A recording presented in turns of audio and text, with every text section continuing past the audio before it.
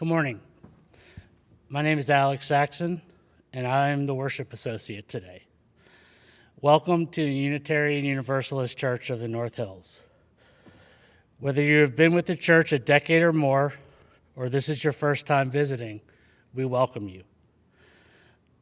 Whatever the faith traditions of your past, we welcome you. Whatever your theological stance, we welcome you. Whoever you are and whomever you love, we welcome you. Wherever you come from, whatever your journey has been, we welcome you. And a special welcome to and happy birthday to Joyce Kepner. She turns 34 today. Newcomers and guests are always welcome to participate in any of our church activities. If you'd like more information about our church or Unitarian Universalism, please talk to our minister, Reverend Jane Thickstun. You can find her contact information on our website. I also wanted to note that unlike previous weeks, we are live today. Please join us for coffee hour following the service. The Zoom link will be posted in the YouTube chat at the end of the service, or you can find it in the upper right-hand corner of our website. Again, welcome to the Unitarian Universalist Church of the North Hills. It is good to be together, even virtually.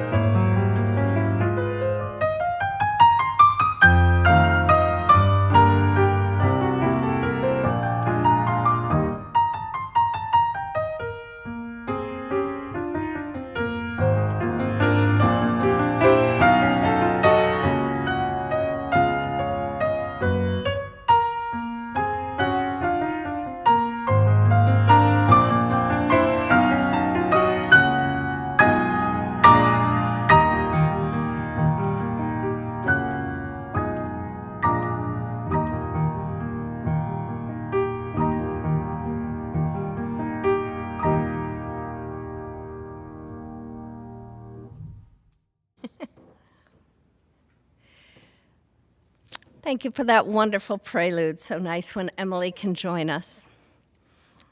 And as we face a troubled and puzzled world, we too are troubled and puzzled. As our fond dreams remain unrealized and our bright hopes of yesterday wither in the bitter disappointments of today. Our courage fails, our spirits droop, our faith trembles, and frustrated, we bow our heads in despair. Nevertheless, we come together in this hour of worship, praying with our companions on this journey as we pray for peace and health for all. May we ourselves be at peace with the world, with ourselves, and with that guiding spirit many call God. May we be open to finding wisdom in unexpected ways. May we know that without love, there will never be peace. And may we therefore learn to love.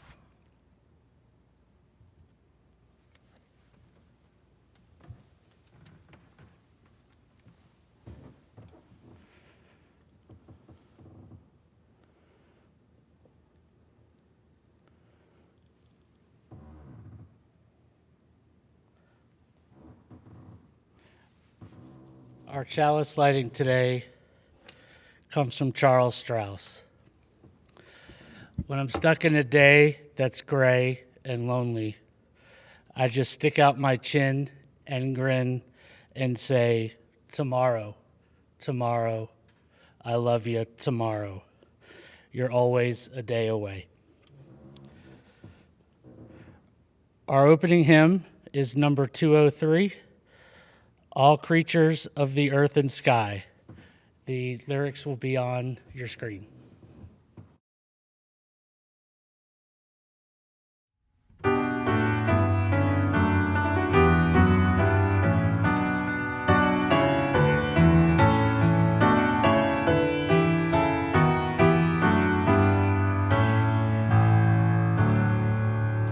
All creatures of the earth and sky, come, kindred, lift your voices high.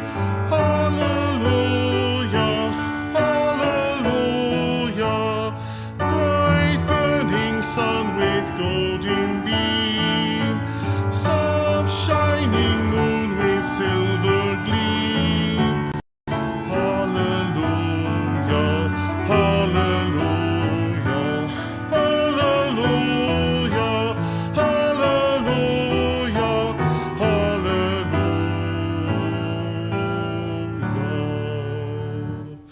Swift rushing winds so wild and strong, white clouds that sail in heaven alone. Hallelujah, hallelujah. Fair rising morning, praise, rejoice. High stars of evening find a voice. Hallelujah, hallelujah, hallelujah, hallelujah, hallelujah.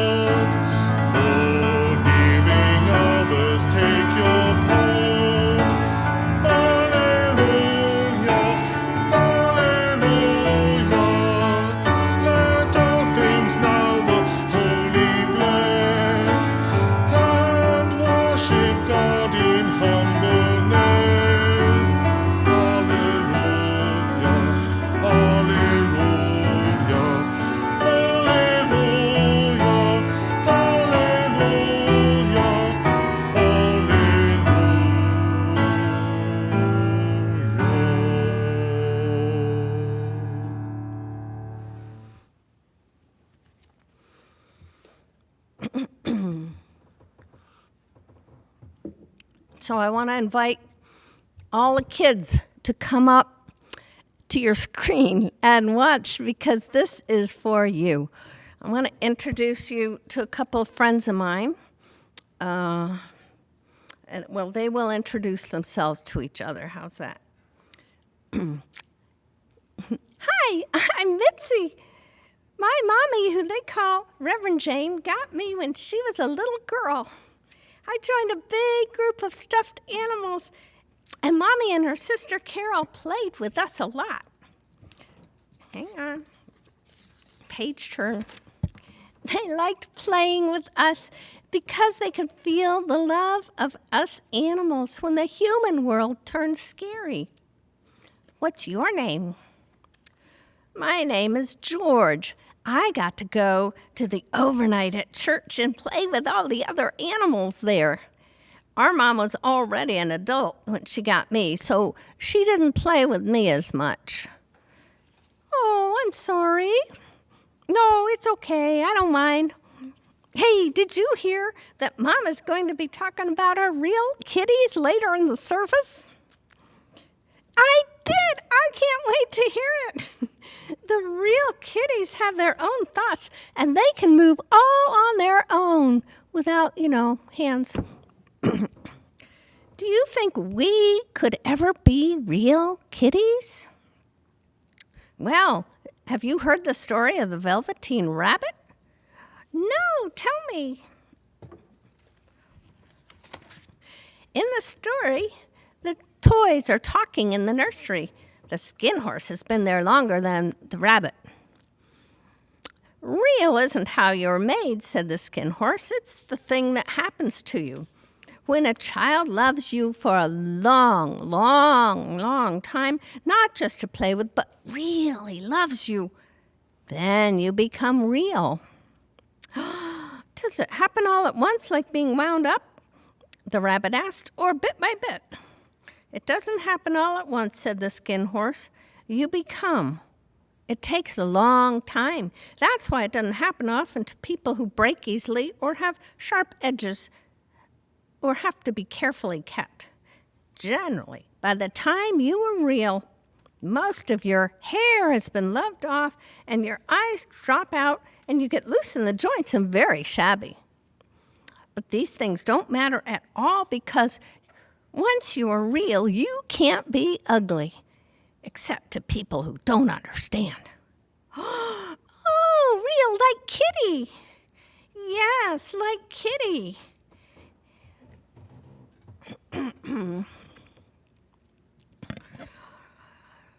Oh, Kitty, you must be really loved.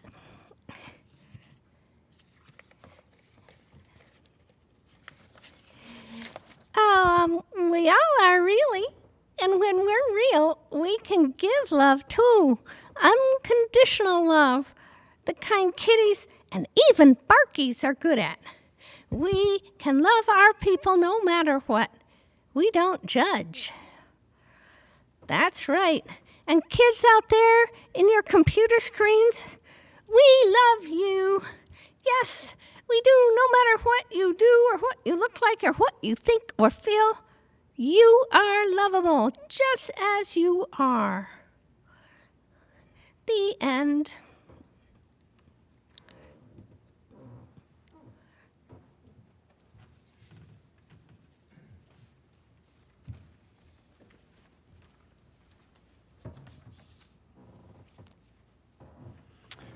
Hi, I'm Chris Hill from the Lay Pastoral Care Team. During our service, we create this sacred space within our community. It's a time to share significant life passages with the congregation so you can be held in loving care. I'll be reading the joys and sorrows this morning. Lynn Richards, another member of our Lay Pastoral Care Team, will be placing a stone representing each joy or sorrow in the sand, representing our congregation, supporting the sorrows and lifting up the joys. We have one joy this week from Barbara John and Francesca Payne. They write, "We are profoundly thankful to you, the UCNH community, for all that you did to help make Lorenzo's memorial service last Saturday more beautiful than we imagined was possible. The words, the music, the singing, the visuals, the editing, the AV distribution, the cleaning, the decorating, the cooling, the landscaping, the flowers, the cleanup, the logistics, the parking, the shuttling, the welcoming, the ushering, the COVID precautions, the coffee, the house sitting, the food sent home, the anonymous donations, and also the guidance, the love, the every need anticipated, the many unseen toils, and most of all, having you with us in person or virtually on that day. To Barbara and John and Francesca, we say, we share in your joy. We now place one more stone in the sand for all the joys and sorrows that exist in our hearts but remain unspoken today. We especially think of everyone suffering, directly or indirectly, from the COVID-19 pandemic. Please read with me the words appearing on the screen, understanding that here includes all those listening. Let us hold in our circle of caring each person here. Let us hold in our hearts those who are unable to be with us today. Let us hold in our memories those who have moved on. Let us find comfort in knowing that we are not alone.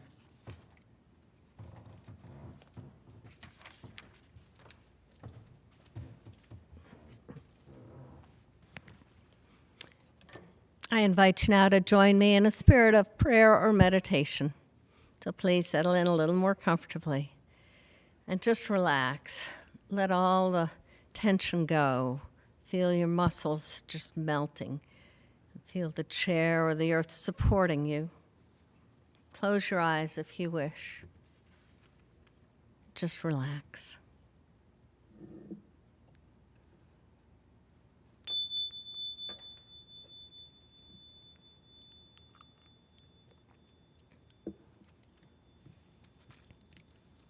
I share with you these words of Rebecca Ann Parker. Even when our hearts are broken by our own failure or the failure of others cutting into our lives, even when we have done all we can and life is still broken, there is a universal love that has never broken faith with us and never will. Let us pause for a few moments of silent reflection.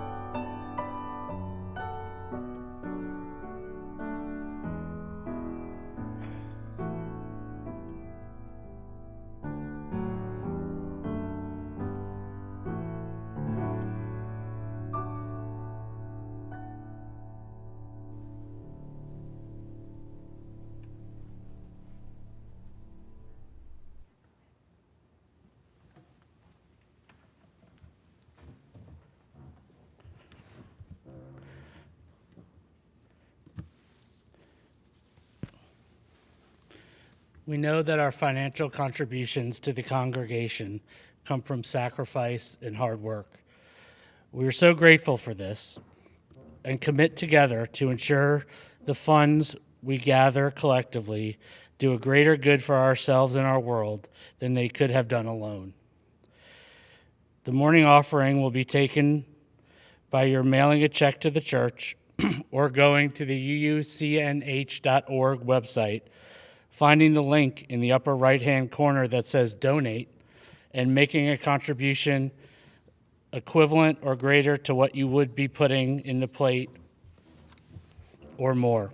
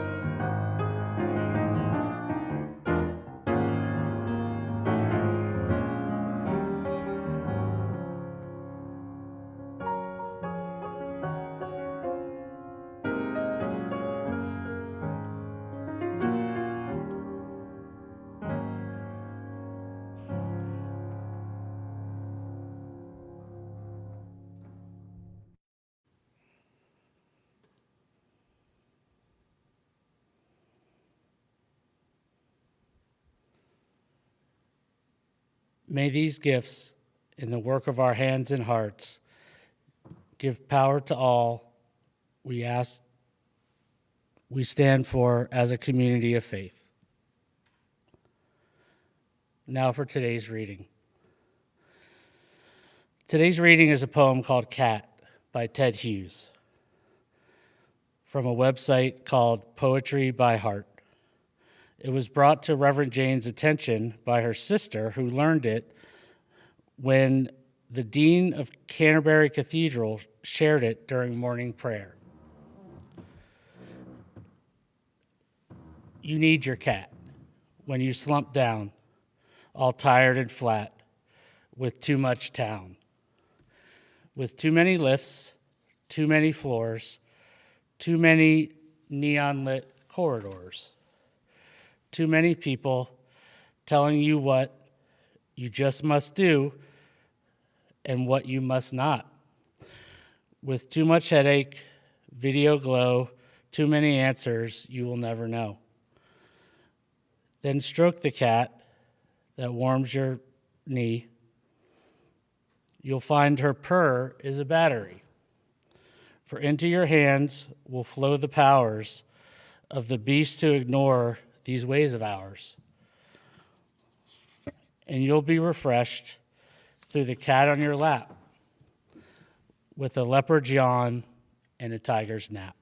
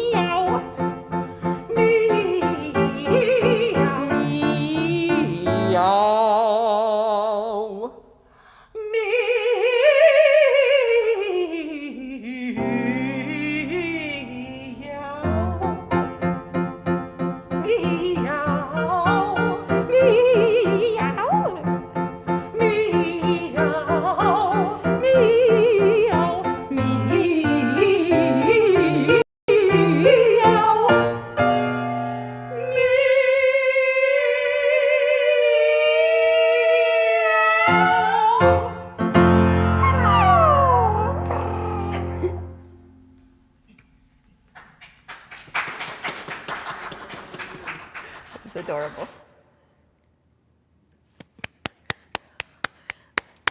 Wow, wasn't that fantastic? Oh my goodness. I'm so glad they did that.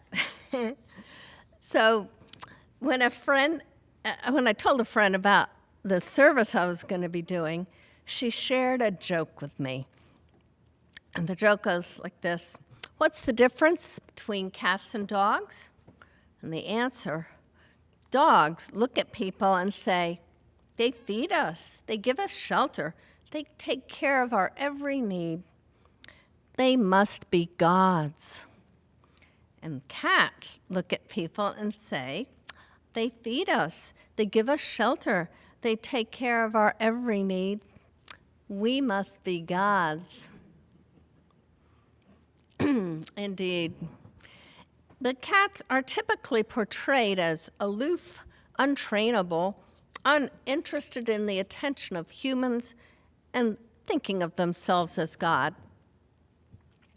While there is some truth to it, I think this stereotype is a bit off the mark and misses the great affection, the unconditional love that cats are able to give and receive. For all you dog lovers out there, dogs offer this too, but in different ways. And my experiences with cats, so that's my focus today.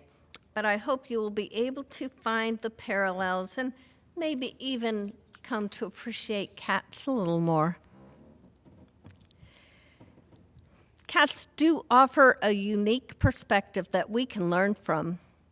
Anyone who has dabbled in Buddhism, who values being present in the moment, and who has had a relationship with a cat cannot fail to notice the Zen-like wisdom of cats. I have had a number of wise and affectionate feline companions, and I'm currently living with two who keep me sane in the midst of all the trouble in the world. Oscar is an orange and white boy who came to me with his brother Felix 4 years ago. He experienced great trauma as a kitten when the landlord tore the house apart all around us. For a long time, Oscar would jump at every noise. He still leaves the room when I run the garbage disposal, but he's calmed down a lot now that we have our own house. We lost little Felix soon after moving here, but in August a year ago, Oscar and I welcomed a little gray and white kitten into our home. Well, Oscar didn't exactly welcome him, but they tolerate each other. Waldo is the sweetest little snuggler who wants to be with me all the time and plays fetch with balls and milk rings. You know, the rings that come around the milk bottle, those rings. He'll drop the toy in my lap, wait for me to throw it, and then he runs after it and brings it right back, over and over and over. I decided these guys might have some ideas about the meaning of life and that their theological insights might have some value for us humans. So my goal for this service was to sit them down and have them explain their theology to me. Having them sit down together and get serious was way more difficult than I imagined, but treats helped. When I finally got Oscar and Waldo to sit down and talk to me, here is roughly how our conversation went. Oscar, what do you think is the meaning of life? And Oscar said, you need to play it safe because every loud sound could be something bad about to happen. It's best to get up high, way high, where you can see all around, and so high that nobody can reach you. Really, Oscar? I said, I know you had a traumatic childhood or kittenhood, but that doesn't define who you are today. You're a pretty loving guy. Well, yes, it's also important to get up not so high, but just high enough so that people don't have to bend down to pet me. Kitchen counters are the best height for that, and the patio table is pretty good too. I even offer my tummy for rubbing because I know that it's really good for people to rub fuzzy kitty bellies. That's a good point, Oscar, I said. It shows a lot of vulnerability and trust that you offer your belly for petting, and it helps us connect more deeply. What about you, Waldo? What do you think life is all about? Waldo said, "It's about having fun and playing and hunting and snuggling and delighting the world with my cuteness." That's all fine, I said. But what about all the bad stuff happening in the world? Things like anti-maskers and anti-vaxxers, like the horrible situation in Afghanistan, like the hurricanes and fires that are becoming so frequent and destructive, not to mention climate change, white supremacy, and the resurgence of the Delta variant of COVID, just when we thought we were home free. How does your theology help with that? Waldo responded by purring. He said, "Cats trust that God will provide, or whatever you want to call that universal force of love. And it doesn't help to fret over where the next meal is coming from. If our human doesn't provide it, we can go hunting. Likewise, it doesn't help to worry about things we can't do anything about. Do what you can to help, but be sure to get plenty of rest and connection with those you love. And if the sun is shining, it's time to play." I said, "So you're basically saying to live in the moment and have faith that things will be okay. Is that right?" "Well, yeah. Now, how about some more of those treats?"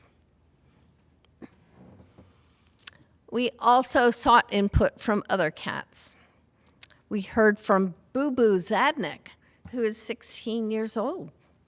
Boo Boo says, "My cat theology is built around sacred rituals.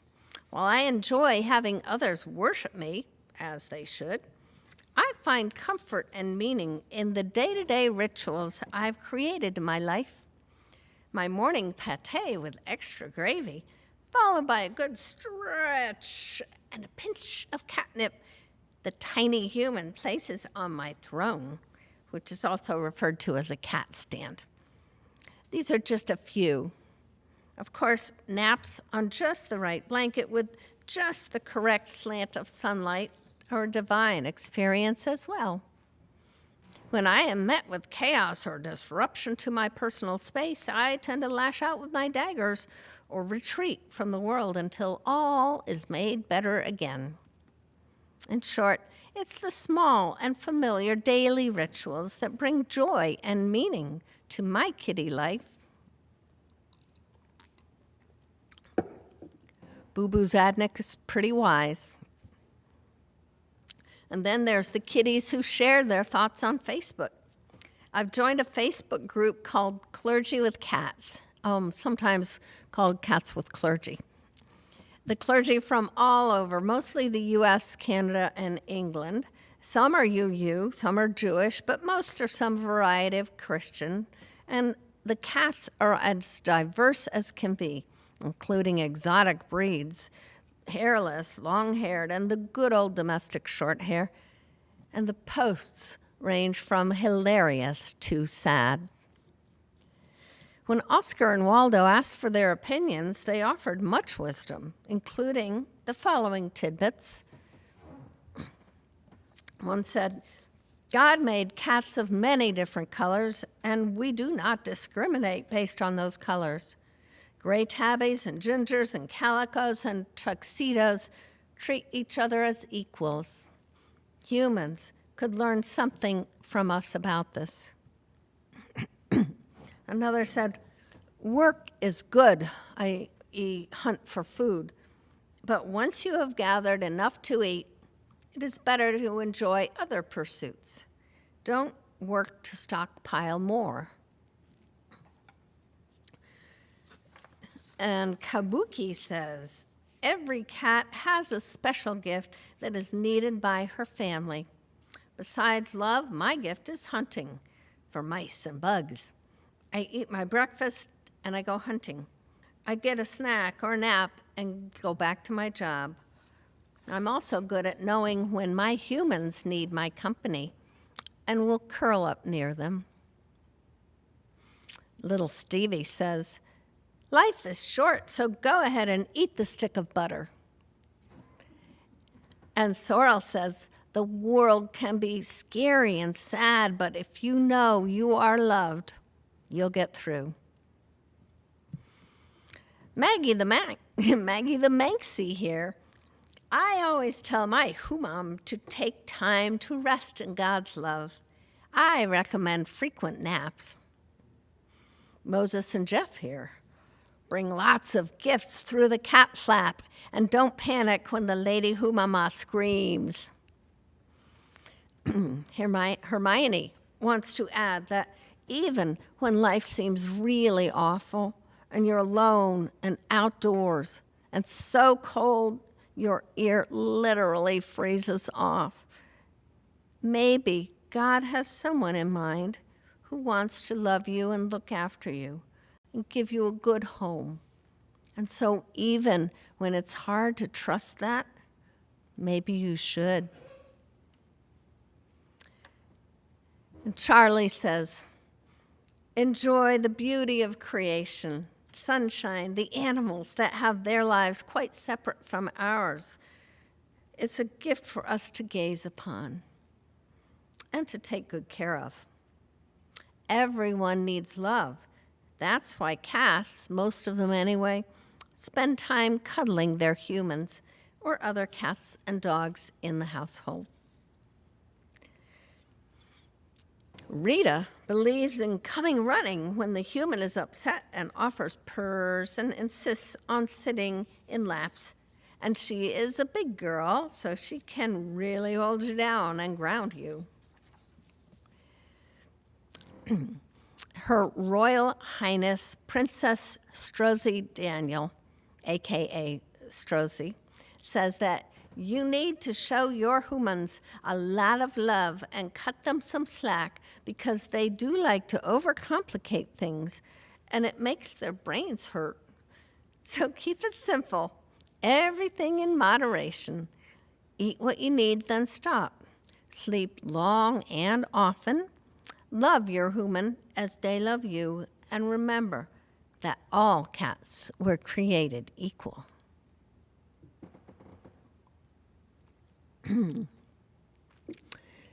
These kitties all offer a great deal of wisdom. What are some of the things we can learn from them? First of all, naps are really important. Secondly, all kitties and all humans are equal, no matter what color or gender or age or what have you. Even dogs. And we're all lovable, no matter what we do. My little Felix was such a naughty boy. I had a song for him. It was based on a song from the musical Carnival, and it went, "It is always, always you." I just knew if something was wrong. It wasn't Oscar. Oscar's my good boy. But Felix, in spite of getting in trouble often, was so sweet and so funny that I just couldn't stay mad at him. I love my kitties unconditionally, and they love me unconditionally as well. They don't care what I look like or what stupid mistakes I've made. They're always glad to see me, and they are not only good companions, they're great comfort when I'm down. It's a proven fact that petting a cat or a dog not only feels good for us and for them, but it can lower your blood pressure. It helps your body release a relaxation hormone, and it cuts down on levels of a stress hormone. The cat I had growing up would comfort me when I cried. Cats can show compassion and can be a great support when the world is getting us down. Even if your cat is standoffish, you can still gain from caring for it. The act of caring for another being is a gift in itself. It takes us out of our self-centeredness, giving us a sense of purpose. We can serve the world by serving a cat. As the reading said, you need your cat when you slump down all tired and flat, with too much headache, video glow, too many answers you will never know. Then stroke the cat that warms your knee. You'll find her purr is a battery. Can recharge you. I'm grateful for the cats in my life and for the ways they help me live in the moment. They focus my attention to the here and now. I'm grateful for the caring and support they offer me. Indeed, for the unconditional love they give and that they inspire in me. A magnet on my refrigerator says, in a perfect world, every cat would have a home and every home would have a cat. My wish for each of you is that you have someone in your life who brings out the best in you by loving you unconditionally and being there for you. Someone you can lean on. And our closing hymn is Lean on Me. It's number 1021 in the Teal hymnal, and the words will be on the screen.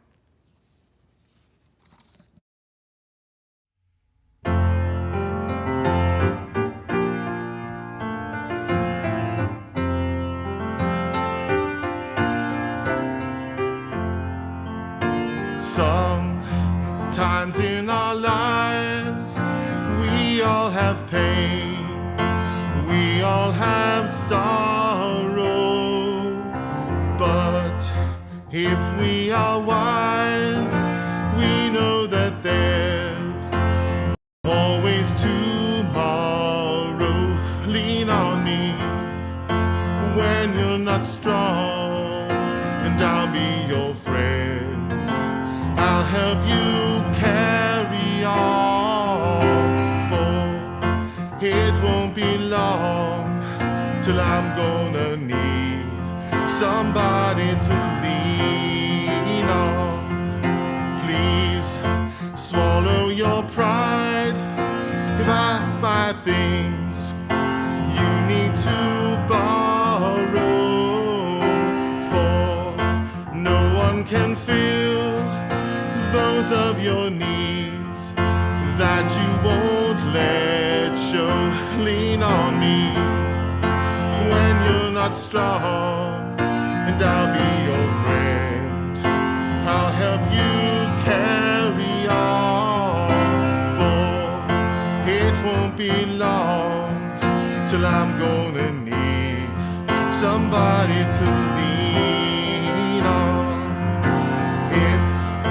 There is a load you have to bear that you can't carry.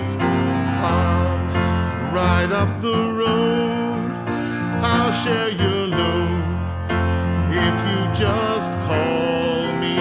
Lean on me when you're not strong, and I'll be your friend. I'll help you carry on. It won't be long till I'm gonna need somebody to lean on. Just call me brother when you need a hand. We all need somebody to lean on. I just might have a problem that you'll understand. We all need somebody to lean on. Lean on me when you're not strong, and I'll be your friend. I'll help you carry on, for it won't be long till I'm gonna need somebody to lean on.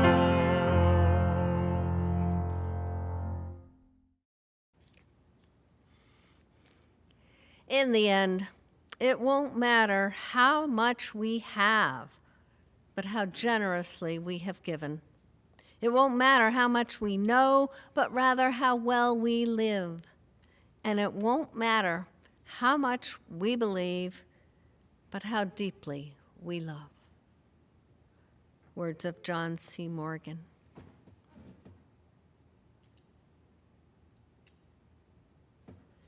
May it be so. Go in peace.